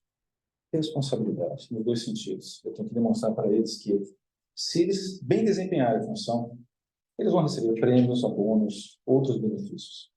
E se eles malversarem a sua atividade, eles vão receber sanção. Então, o que acontece muitas vezes na empresa é que o gestor não está acostumado e não monitora isso. Imagina o impacto no resto do corpo dos funcionários quando você vai lá e promove o cara que falta, que não tem acessibilidade, o cara que a produtividade dele é ruim. Mas como ele tem um marketing muito forte, ele fala muito, fala o que ele faz e acontece, né? Nós somos o que fazemos, não fazemos o trabalho. Basicamente isso. Então, tem que ter esse monitoramento. Você tem que promover a pessoa que realmente tem uma alta produtividade. Não porque é mídia bem, e não porque eu quero agradar alguma pessoa, ou simpatizo com a pessoa. Porque isso dá um impacto no corpo, na equipe, muito forte. Qual que é o impacto que vocês teriam? Não adianta eu fazer nada. Então, você promover o merecimento. O merecimento é muito forte também, e deve ser estimulado. E a pessoa que não atua corretamente, ela deve ser sancionada, né? Obviamente. No mínimo, deve receber uma promoção. Acho que vocês concordam comigo, certo? Plano de carreira. É importante as empresas tratarem de plano de carreira, porque é uma forma de você fidelizar o seu empregado para que ele se mantenha na empresa e ao longo dos anos ele vai tendo mais benefícios, né? É como se fosse uma relação, é quase uma relação familiar mesmo. E a maior parte das pessoas passam mais tempo com seus empregadores, nas suas empresas, com a família. E isso é muito importante. Por isso que você tem que tratar do meio ambiente de uma forma muito séria, tá? Comunicação. Quando você é obrigado, às vezes, a fazer um corte, a fazer uma alteração, uma mudança, uma alteração na forma de trabalho, isso impacta os funcionários também. Por isso que a comunicação é muito importante. Eles têm que entender isso de uma forma simples. Não pode ser essas comunicações subjetivas que você não consegue depreender o que está acontecendo. Você tem que informar para essas pessoas o que está acontecendo, por que você está alterando. Não é porque eu sou o gestor, que eu tenho o poder de humano-militário, né? O poder de império, de determinar o que deve ser feito. Eu não tenho que explicar para os funcionários também por que eu vou alterar isso. O mercado está exigindo alguma coisa assim. É importante ter essa comunicação. É importante ter uma comunicação de via dupla. Eu diria até tripla, tá? Que seria do gestor com os funcionários, dos funcionários com o gestor e entre os funcionários. E em escala também, os funcionários com seu superior imediato, e subsequentemente entre os órgãos. Então, tem mais do que dispensar, é claro, quinto. A comunicação é a essência. Sem comunicação, cada um vai fazer uma atividade e não vai ter uma ideia de corpo. Você imagina o nosso organismo, o corpo humano, que chama organização. Vem também dessa questão de organismo, né, de setor. Se o nosso organismo, cada um dos nossos órgãos quisesse fazer uma coisa diferente sem comunicar com o nosso cérebro, ia ser difícil da gente parar em pé, né? Então, a ideia da organização é muito parecida com o ser humano, do corpo humano. Ela precisa de um coração para bombear também, o sangue, precisa do pulmão para respirar, precisa das pernas para andar. Então, a corporação, guardadas as devidas proporções, obviamente, utilizar uma metáfora. Antes que eu pergunte ao Tito, Vai lá.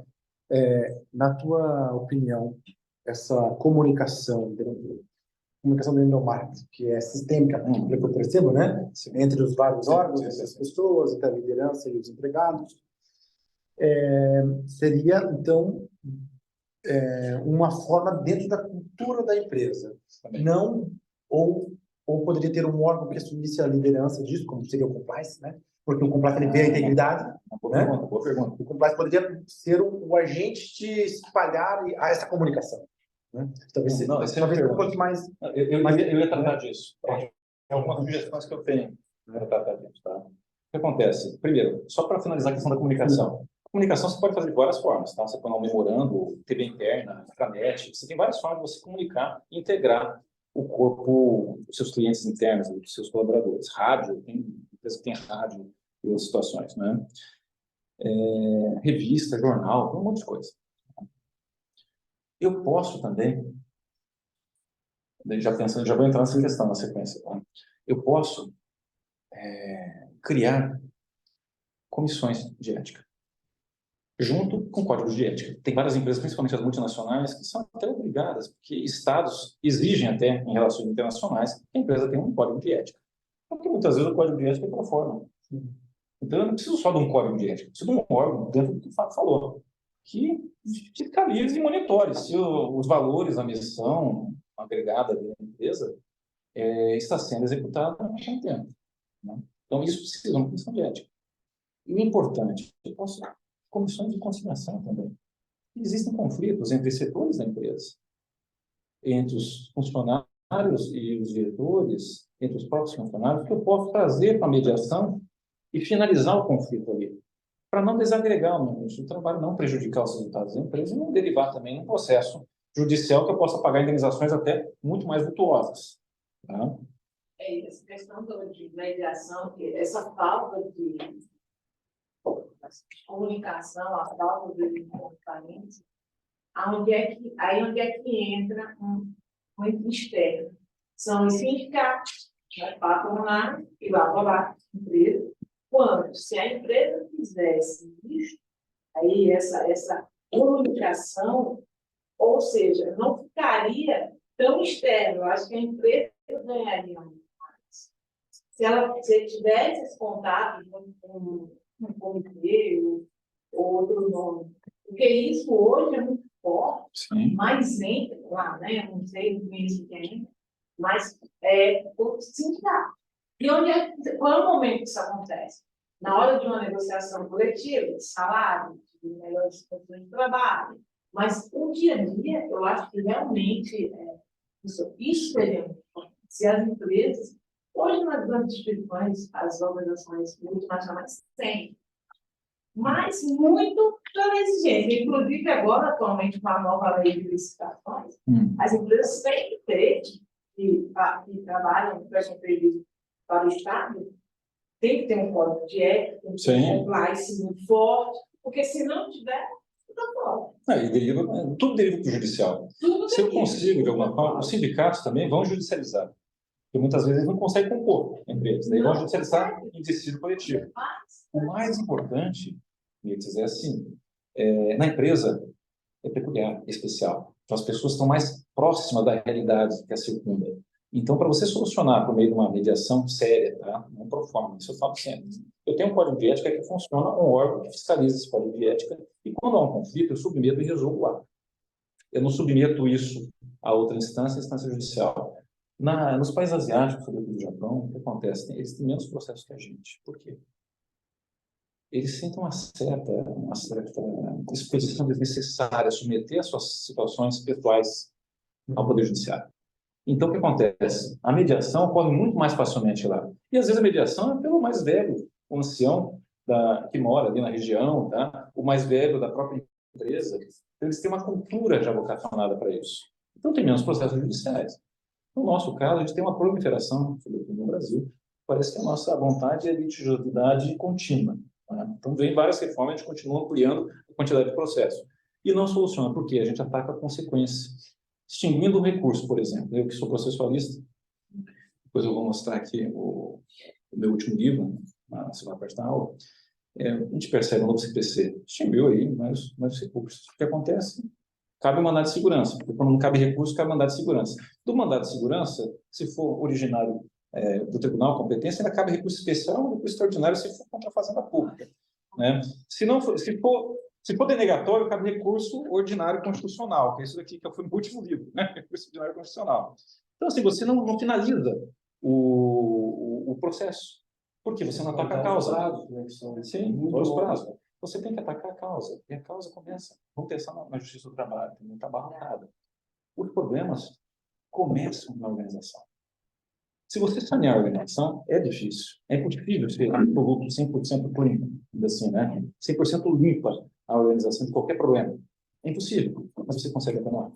Professor, até dentro de nós com o gasto é muito baixo com o marketing, né? Eu acho que já nem é gasto, mas é investimento. Investimento, perfeito. Nossa, Marcelo, a cultura profissional vai mudar, né?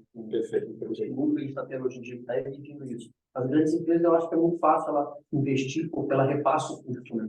Para o consumidor final. Isso agrega valor, óbvio, né? Sim. Mas eu acho que aos poucos as empresas vão começar a ver que isso é um investimento necessário para a empresa continuar no mercado e ela ter sucesso. Né? Eu acho que... Não, Marcelo, olha só que coisa. Você tocou no ponto perfeito. É um investimento. E você gera vantagem competitiva. No mundo atual, em que nós temos a valorização dos valores, da ética, e há uma necessidade para isso, é uma vantagem competitiva quando você investe no marketing. E você mostra, não tem vários produtos que tem lá zero, não sei o quê, zero poluição, 100% feito, sem trabalho escravo. Existem muitas coisas assim nesse sentido. Tá? Sem afligir a mata. Porque na China existem vários focos de trabalho escravo ainda, a qualidade. Né? Então, o que acontece? Eles usam selos, propagandeiam isso sem acabar com a floresta amazônica. Tem uns selos verdes que falam, não foi feito com madeira, né? Madeira legal, madeira, como chama? Reflorestada, madeira reflorestada. Tá? Então, existe uma vantagem competitiva e a sociedade exige isso na atualidade. Você exige que você cumpra as normas de direitos humanos em geral, também as empresas. Eu sei que o professor Fábio tem um artigo que trata da questão dos direitos humanos relacionados às empresas, também são obrigadas a isso, né? Até nas contratações. Então, existem vários focos, várias formas de você atuar. Em geral, um selo 100%, vamos dizer assim, cordialidade com os seus funcionários, né? Alguma coisa desse tipo. 100% de boa-fé, de valorização dos seus funcionários. Eu acho isso importante. O que acaba sendo medido é a quantidade de processo judicial que uma empresa tem. Mas isso não é publicizado. Poucos são aqueles que têm acesso a essa informação. Você sabe, uma que tem muito mais processo judicial porque acontece alguma coisa naquele meio ambiente de trabalho. Né? Comercial, então ela vai vender as suas ações. Sim. Porque quando alguém que colocar suas ações no mercado e se transformar no SA, a primeira coisa que ela vai é no passivo dela, do contingente. Vamos diminuir, porque se não diminuir, pode ter certeza. Mas a gente também fica muito em cima da teoria. A gente, eu estou dizendo que o endomarketing, por favor, sou totalmente a favor. Mas o endomarketing é uma teoria. Mas não pode ficar só na teoria, sim, claro. tem que ser na prática. Eu trabalhei muitos anos no varejo, fui diretor de grandes companhias de varejo no Brasil. E é muito claro a conduta de cada uma delas. E desculpe eu citar o nome, porque eu não consigo dar o exemplo sem falar quem é. Eu trabalhei muitos anos nas Pernambucanas. As Pernambucanas eram uma grande empresa de varejo, mais que centenária no Brasil. Ela chegou a ter quase 1000 lojas durante o período. Uma empresa extremamente séria, que pratica o endomarketing assim... Intuitivamente. Não, pensado, muito pensado. Então, todo mundo que trabalha na empresa, sua grande maioria, tem muito orgulho de trabalhar. Certo. Por isso que é uma empresa mais que centenária. E a gente pega no Brasil, são pouquíssimas empresas que conseguem sobreviver uma década. Né? Elas não sobrevivem em 3 anos. Sim. Nós temos algumas. Quando você pega uma empresa de 100 anos, é porque está fazendo algo bem feito. E aí a gente olha para o varejo e a gente vai para o exemplo, por exemplo, das Americanas. Ela fala, uma empresa que vai para a sociedade anônima. As Americanas, uma gigante no mercado de ações, teve as suas ações extremamente valorizadas de uma maneira ilícita, como está provado. Os funcionários destruídos, uma prática lesiva em todos os sentidos, tanto para os clientes internos como externos. E aí entra uma questão, principalmente no Brasil, que aqui na Europa eu estou há 2 anos vivendo em Portugal e agora é que eu estou sentindo verdadeiramente a prática aqui. No Brasil, a gente teve uma precarização do trabalho nos últimos anos inimaginável. O governo empurrou todos os seus trabalhadores para... Todos eles são empresários. Então, o rapaz que vem entregar com a moto dele, a comida lá do Uber Eats e tudo mais, ele chega lá e é um empresário, ele é um microempresário individual. Porque senão ele não trabalha. Se não abrir uma empresa, ele não trabalha. A famosa pejotização. A pejotização. Eu trabalho muito com recuperação judicial e falência, principalmente no setor de varejo no Brasil. E eu tinha clientes que tinham 2.000 funcionários, hoje tem 50. Porque ele tem 50 funcionários CLT e tem 1.950 prestadores de serviço. Por que ele tirou isso? Aí você vai falar de endomarketing para esse cara, ele me manda as falas, ele fala, você está louco. Porque não é só a precarização do trabalho, é a precarização da atividade empresarial no Brasil. Quando a gente pega uma empresa como Pernambucana, como Americanas, como Casas Bahia, que foi noticiário meses e meses, no maior portal de internet no Brasil sobre a prática dos seus donos, dos seus proprietários e tal, a gente fala, isso é a precarização da atividade empresarial. Como que eu consigo pegar um jovem recém-saído da faculdade e mostrar para ele que ele tem condições de crescer no ambiente de trabalho do qual ele não é considerado um trabalhador? Ele é um empresário, ele fala, eu vou fazer a minha própria empresa. Sim. E aí o Brasil virou o país dos microempresários, sem nenhum direito, sem uma garantia social, sem nenhuma garantia social, sem nenhum treinamento. Sim. Eu agradeço por ter trabalhado em grandes empresas de varejo, porque foram elas que me transformaram naquilo que eu sou hoje. Foram elas que me deram a possibilidade de estudar, de fazer curso fora, de tenho orgulho de trabalhar naquelas empresas, mas hoje é cada dia mais raro essa realidade. O professor falou do corte de inglês, é um exemplo. Sim. Eu não conhecia. É impressionante como a gente é bem atendido na empresa. É óbvio, ele tem um custo um pouco mais elevado do que a sua concorrência, mas ele vem de valor. O diferencial competitivo dele é o valor. Sim. E você vê claramente as pessoas que estão ali, como elas te atendem, da maneira digna com que elas te tratam. Então, trabalhar no endomarketing é uma mudança cultural fundamental para a existência dos países. Concordo. Só que no momento em que o Brasil vive hoje, eu vejo isso uma utopia. Mas funcionando. Mas eu vou fazer um comentário antes que eu esqueça. Você já falou. Isso da pejotização do trabalho no Brasil acontece em Espanha, em Portugal, aqui se chama recibo verde. O recibo verde é um empresário individual. Você é um empresário individual. E se você olhar na sociedade aqui onde nós estamos, e pegar umas pessoas que estão trabalhando com recibo verde e aquelas que estão com contrato, tem muito mais recibo verde que contrato, né? E em Espanha é a mesma coisa. Lá tem mais pessoas trabalhando com atividade singular, mas não como empresário individual. A diferença é que o Brasil só criou uma coisa que, para mim, não está muito bem dentro do que é o direito de sociedades, né? Eles criaram uma pessoa jurídica, uma personalidade jurídica, Pessoal. uma pessoa física individual, Pessoal. que é a mesma, mas no sentido assim, é a mesma 100% com responsabilidade ilimitada, né? Aqui eu posso criar uma pessoa jurídica singular com responsabilidade limitada. E você que é um especialista em política errada. E há alguns anos, tantos atrás, era proibido ter uma sociedade pessoal. No Brasil, sim. Não, no Brasil No é. Brasil era proibido. Depois criaram outro Depois uma pergunta, qual é o seu nome? Maurício. Maurício, perfeito, exatamente isso. Concordo também plenamente. Só que cabe um pouquinho a nós também, a gente tentar movimentar esse mercado, né? Porque se a gente não falar sobre o assunto, ninguém fala. Sim. E tem um outro detalhe, Maurício, que acontece muito claramente nisso que você falou, que eu gosto também de destacar sempre em palestras, em eventos. Quando você tem um evento de precarização generalizada dos postos de trabalho e redução da remuneração, eu não falo só de precarização mesmo. Vou lá, mecanizo toda a minha linha de produção.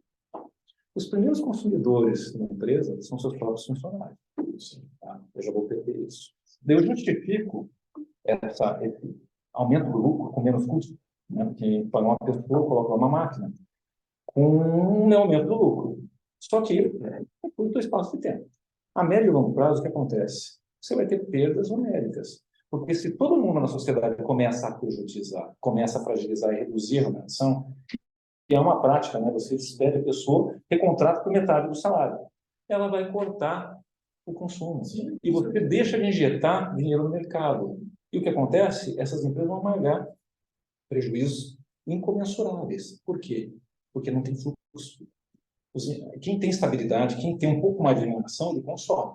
Se você não tem, por que os Estados Unidos investem tanto na remuneração dos trabalhadores? Para ter consumo, que é uma sociedade do consumo. Não é consumo. Consumo lá, tem compra lá e para cá. Eu fui lá viajar uma vez. Assim, você compra, você vai comprar, eu gosto muito de doce, né? Então eu gosto de comer doce, essas coisas. O Fábio tá, eu adoro doce. Então tudo quanto é tipo de doce, eu vou lá, compro para experimentar. No país sério. Perfeito. São maravilhosos. São maravilhosos, né? Ovos bons. Eu já prometi para algumas pessoas lá, para minha esposa, eu vou levar. Assim, o que acontece? Lá nos Estados Unidos, para incentivar o consumo, até, você chega lá e quer comer um donuts. Várias vezes eu levei 6, que era mais barato do que comprar um, cara. É um negócio assim, eles incentivam demais. E o imposto do consumo é alto. Sim, mas também é um imposto único. Então, tem todas as coisas dele lá. Mas o que acontece? Eu estou falando de um exemplo, né, que eu acho o modelo norte-americano excepcional, até porque eu acho que não é.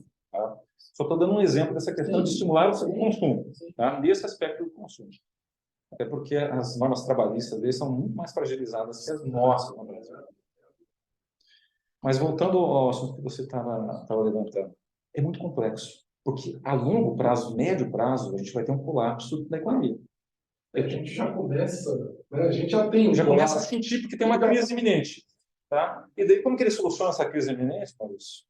Eu vou reduzir meus custos. Como que eu reduzo? Reduzo empregos ou reduzo a remuneração. O que acontece com a crise iminente? Se aproxima mais. Sim. Tá? Então, as pessoas, e os economistas deveriam estudar um pouco mais isso. Eu gosto muito de economia como hobby, eu estudo um pouquinho de economia. E eu acho a economia muito tranquila, muito fácil, ela é lógica. Né? O problema é você utilizar os elementos econômicos para justificar as coisas sem ter a visão holística que eu estou falando para vocês aqui da empresa. Se eu pensar só em redução de custo, eu, como gestor, a minha proposta é perfeita. Eu mandei embora uma boa parte da minha linha de produção humana, coloquei máquinas, tive um investimento, vou ter um lucro absurdo ao longo dos anos. Só que se eu pensar holisticamente, quem que vai consumir os produtos? Aí volta o que eu saí de lá do Brasil, e assim, lá, talvez não conheça, mas a gente vai voltar ao samba. Já existe, né? Mas existem sites de troca, existem sites de troca já. Isso é economia circular, né? Sim, não, sabe o que aconteceu agora? Sim. Economia colaborativa, se chama. Economia colaborativa. Não, É as trocas. não, Aí eu troco com vocês, trocamos e... não, existem aplicativos que tratam disso. Tá? E o que aconteceu? Você pode verificar. As mercadorias usadas ganharam uma outra importância. Ou seja, já está acontecendo um fenômeno ligado a essa redução do dinheiro das unidades familiares. A restrição do dinheiro já está tendo impacto na economia. Pela necessidade, porque aqui você tem muita coisa usada é doada. No Brasil, muita coisa usada agora hoje em dia é vendida É vendida. trocada. E daí tu percebe que a economia está caindo, né? Aqui, cara, o pessoal doa tudo. A gente está usando umas coisas do nosso filho no ar, o que eu faço com isso? Doa. Não tem vez para vender ou para trocar. Doa, pega e doa, natural. Porque você tem condição de comprar de novo. Em alguns países, você vê como que é discrepante. Em alguns países, como por exemplo o Japão, você pega lá um computador de alta tecnologia, ele põe no lixo. Porque ninguém quer. Eles têm acesso, todos têm acesso. Né? E aquilo lá é um trambolho, entre aspas, né? E os apartamentos são pequenos e precisa se livrar daquele material. Cara, nós temos... Nós Vamos lá mais 10 minutinhos. Mais 10 minutinhos? Vamos finalizar, então. Prometo que serei breve. Tá?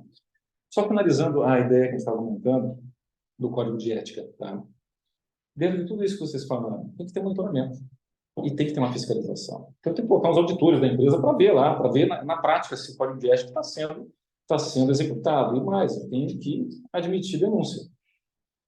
Né? E apurar na sequência. Só que isso, como os direitos humanos, eu tenho aulas para os direitos humanos, é a mesma coisa. Os direitos humanos funcionam a partir do momento que o Marcelo Maurício Famitz respeita os direitos humanos. Se nós não respeitamos, nós somos o principal objeto, entendeu? Nós temos que nos conscientizar que temos que respeitar. Se a gente não respeita, o direito humano é absoluto. Eu concordo plenamente. É absoluto. O direito à vida é absoluto. Alguém aqui vai dizer que o direito à vida não é absoluto? É absoluto.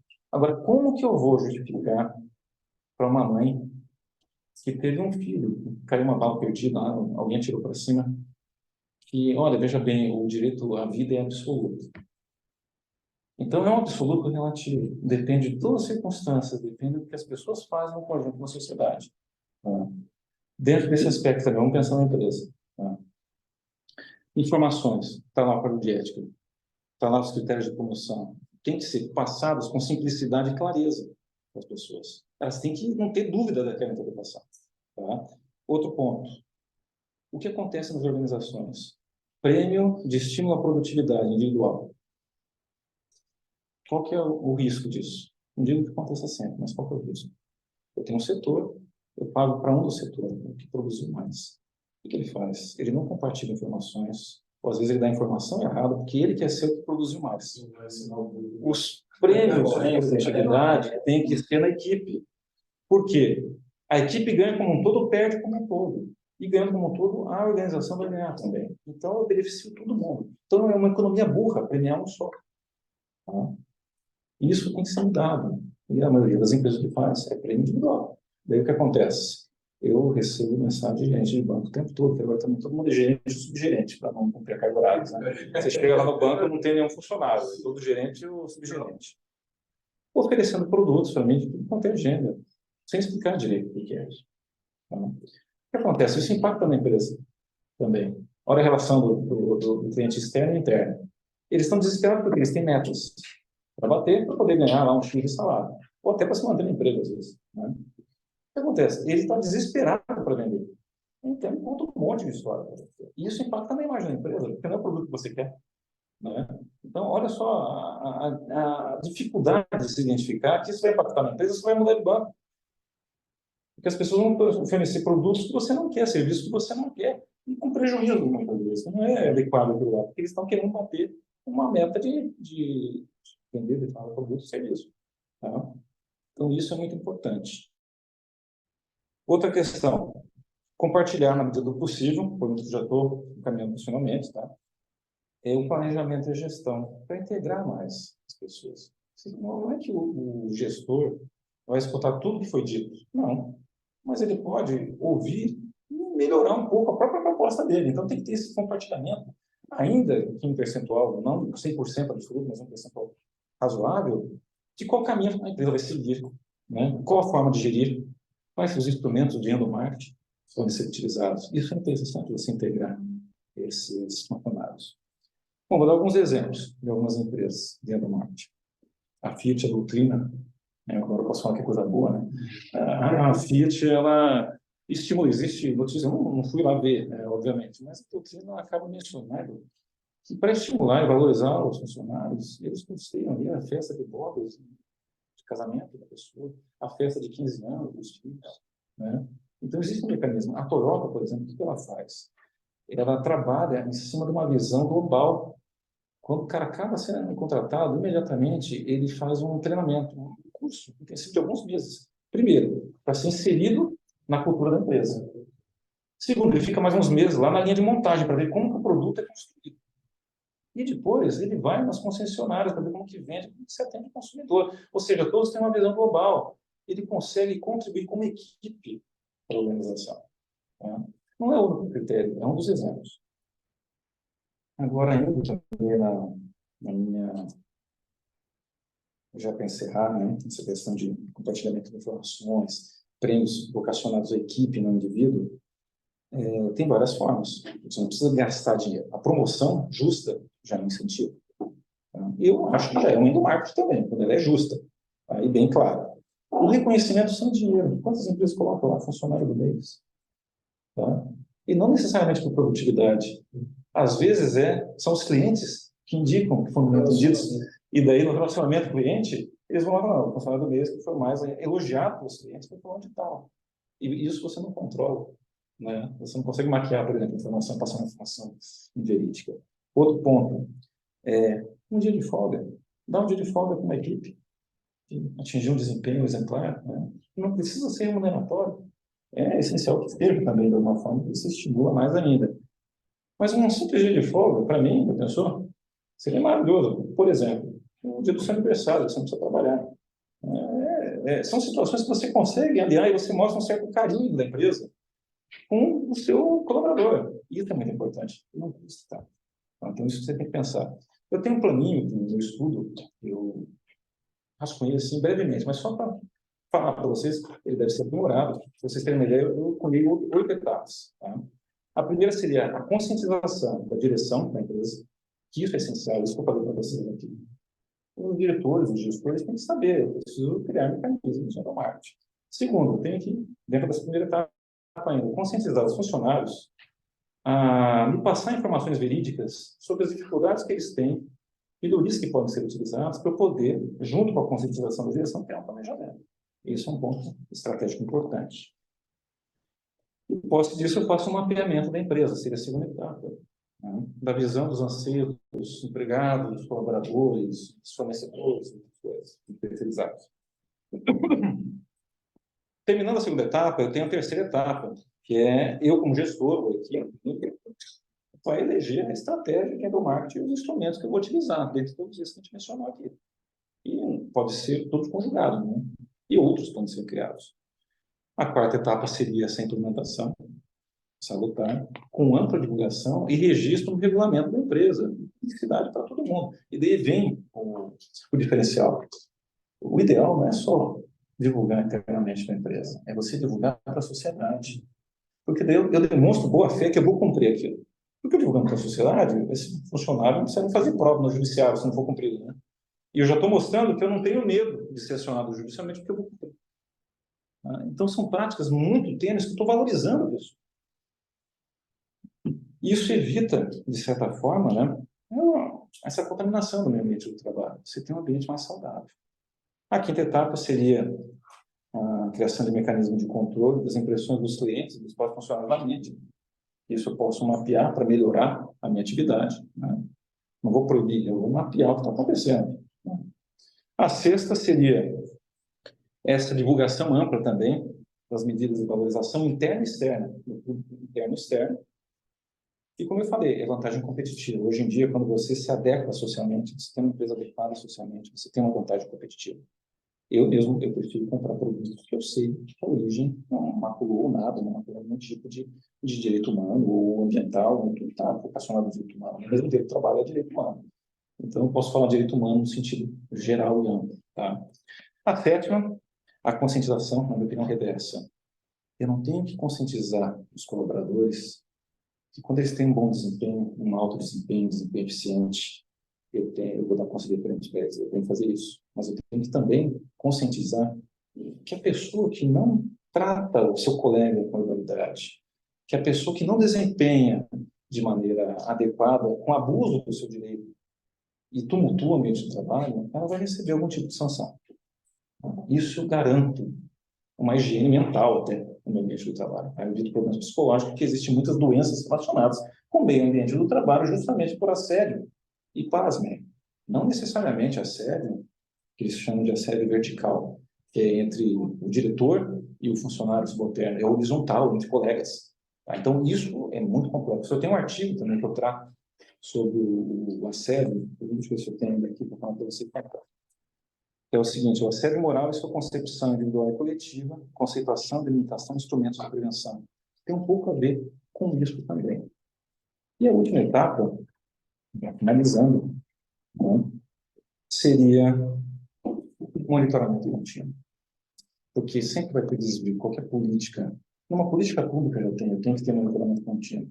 Numa política que eu implemento na empresa, ainda que seja para melhorar a organização e seu aperfeiçoamento, eu tenho que mapear e monitorar constantemente. E pequenas alterações de mercado, ou mesmo na sociedade, ou mesmo internamente, problemas internos dos funcionários, vão impactar na empresa. Então, eu tenho que fazer esse mapeamento e ver se estou no caminho certo. Tá? Dito isso, meus caros, eu espero que tenha contemplado vocês com noções gerais sobre o marketing, tá? E, de alguma forma, estimular todos a estudarem de alguma forma ali e aperfeiçoarem seus conhecimentos nisso. Fico aberto agora a perguntas, não só sobre o marketing, mas a atividade da advocacia pública. E passo a palavra aqui para o meu amigo, o professor Fábio Veiga.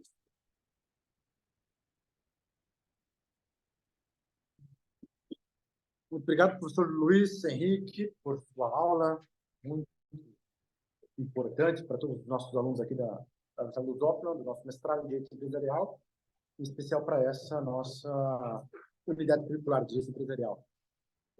Eu queria agradecer a todos os presentes que estão aqui na sala. Eu já vou fazer a chamada, não vou embora ainda. E os que estão aqui online, agradecer por ter ficado até agora. Pedir aqui para meu suporte aqui, a Rayane, parar a gravação, porque nós vamos fazer uma pequena conversa junto com a chamada sobre a profissão do professor Luiz Henrique, para os colegas que têm algum interesse.